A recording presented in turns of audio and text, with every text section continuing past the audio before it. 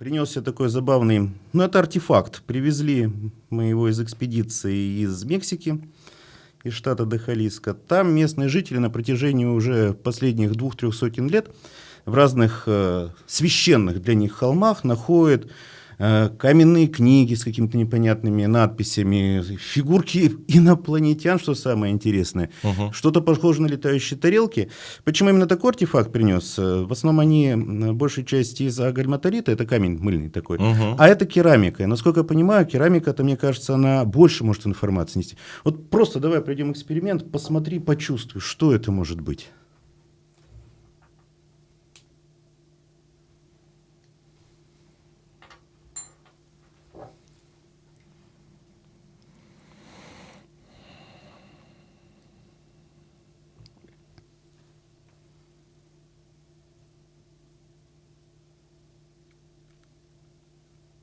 Вообще это работа мужчины идет.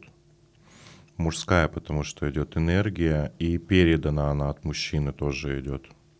Но это как тотем силы, то есть это как не то, что даже оберег, потому что такое ощущение, что этот предмет для включения человека, как некий этап перерождения, перенастройки даже человека идет.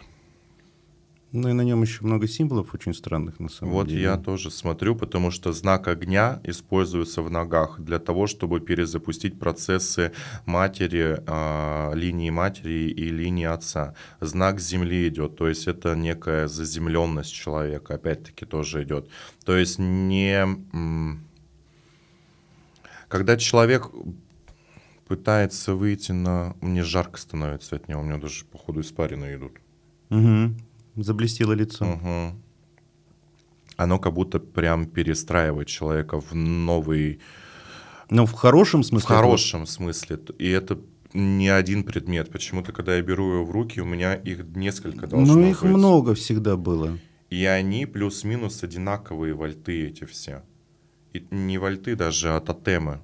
Потому что я вижу их, они разных высотой, они разные даже идут.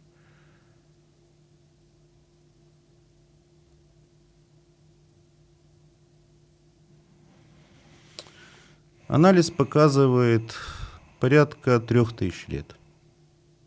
Угу. Ну, не конкретно этого, просто были они найдены, скажем так, вкупе с другими фигурками и объектами. И вот один объект мы подвергали анализу специальному, термолюминесцентному. Вот он показывает датировку где-то 3 с хвостиком тысяч лет. Мне почему-то сейчас в мозг пришла информация, но не знаю, как они связаны. Почему-то как культы майи.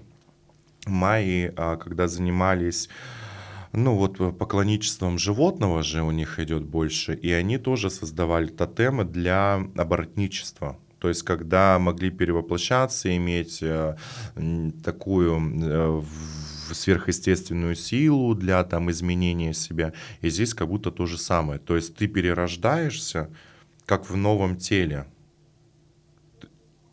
переписывая себя. Но как будто ты даешь, вот этот артефакт, как будто он дает возможность запустить процессы, которые стоят. Как будто вот у нас же есть тоже меридианы у человека, и как будто здесь, потому что у меня даже испарина, говорю, на руках идут, она как будто запускает процессы человека, то есть они начинают как-то пульсировать очень так плотно прям. Скрытые резервы, условно говоря, простым языком запустить. И оно больше на поток, то есть начинает ломить макушку. Это значит, когда ты получаешь информацию, то есть можешь через этот артефакт получить информацию большую, перезапуска большого. Так это вот знаешь, как ты говоришь, оборотничество. Оборотничество, это же может быть как раз, скажем, подсоединение к тем существам, которые эти знания давали. Возможно. Как ключ, триггер такой. Возможно, кстати, да. Человеку уже очень часто вот этот якорь нужен. Человек взял в эти руки, предмет уже наработанный, плюс они наверняка с кем-то общались, беря эти, условно говоря, образы. И вот как подключение. У каждого же человека есть определенный тотемчик. Кто-то что-то в руках крутит, кто-то какой-то образ представляет. Может, это вот как раз история-то вот про это. Это, да, история но в нем, по крайней мере, нету подселенки никакой. То есть он сам по Чистый. себе артефакт, но он чисто идет. То есть многие же подселяют всегда в артефакты каких-то, ну, Ну, сущности, условно сущности, говоря, простым условно, языком. да. А здесь он чистый, чисто наработанный. Здесь гальваника, сифил идет. То есть знакомые символы, на самом Да. деле.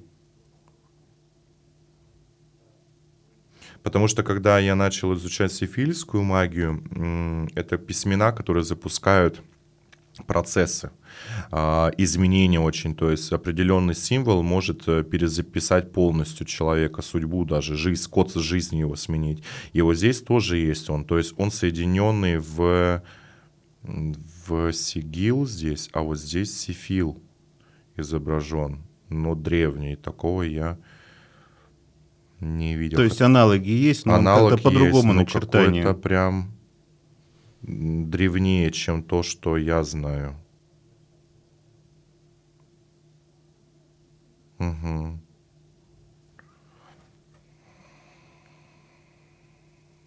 Интересная, Круто. в общем, игрушка. И Очень таких очень много, на самом Хороший деле. артефакт. То есть, получается, для человека видящего вот эти предметы, если тебе их показать, они могут какую-то еще новую сторону, скажем так, технологии открыть. Да, они могут открыть, но я думаю, что если и настроиться через поток войти, я думаю, что она еще больше может сказать даже. Ну, кстати, можем попробовать. Если будет желание, я могу прислать тебе огромное количество фотографий есть. На следующей встрече могу еще другие артефакты Мгм. принести с письменами. Можем поработать. Вдруг Крутяк. откроется какой-то новый канал информации, который чего-то может... Но это очень интересно, я бы вообще за. Потому что такие вещи, это очень... Это очень круто. Дорогого стоит в Ну, плане конечно. опыта. Да. Ну и вот давай попробуем. Это более современная штука. Предположительно, обломок чего-то не нашего. Давай пока просто попробуем, а там посмотришь уже.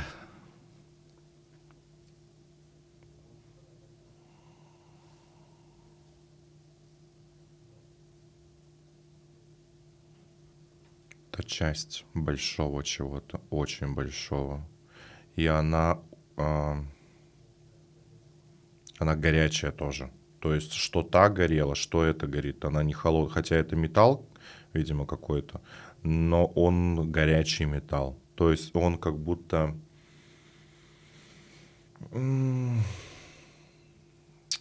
Как сказать, вот есть земля, есть небо, а есть промежуток всегда. И он как будто в промежутке энергии. То есть он и задевает как будто космическую энергию, земную хладническую энергию и между энергией.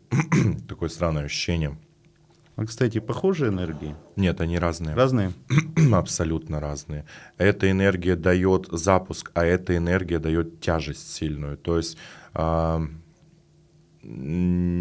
непонятно, то есть для чего, допустим, даже если использовать эту энергию, а для чего бы она мне нужна была, эта энергия.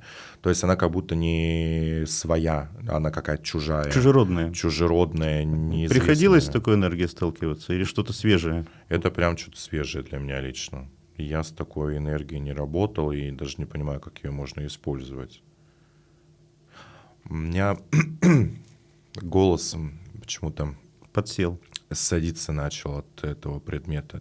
Потому что как будто нельзя говорить об этом предмете. Ну, то есть поток, когда выходит из тебя, как будто его нельзя говорить. Ну да. Опять же, знак. Не все нужно вербализировать. Да. И затылочная часть начинает чуть-чуть ломиться. Она как будто, ну, у меня как будто давление пошло.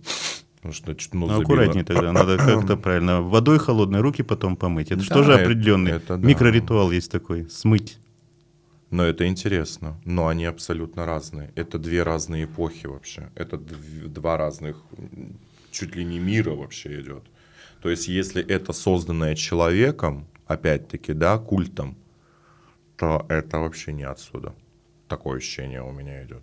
Как будто вообще не наше, короче. Это какая-то фигня. Какая-то фигня не наша. Ну, так и есть. Очень интересный результат. Руслан, большое спасибо за нашу встречу. Я очень надеюсь, что мы еще встретимся и уже поговорим о каких-то более сокровенных вещах. Потому что у меня на самом деле вопросы остались. Я бы с удовольствием еще поговорил про технологию оборотничества. Что это такое? Это вот привлечение силы животного? Или мы прям буквально понимаем, что человек превращается? Вот опять же тема берсерков, которая еще не совсем давно, чуть ли не во время Первой мировой, вполне себе нашими казаками-то, характерниками-то использовалась эффективно. Конечно, использовались. Оборотничество это есть два вида. Когда ты надеваешь на себя животного, и ты имеешь эту силу, то есть ты впитаешь, грубо говоря, ген этого животного в себя, и у тебя это проявляется. Что там волка, медведя, змеи, лисы, хитрости и так далее. Многие так и добавляли себе, особенно в кельтской магии. Это было очень распространено, когда шли воевать. А вот деревенское оборотничество — это другое, там превращение идет. И вот об этом мы поговорим. Потому что на Востоке это как-то попроще. Стиль змеи, стиль тигра. А тут, я так понимаю, было совсем про другое. Очень, да. И об этом, Руслан, мы поговорим в следующий раз. Договорились.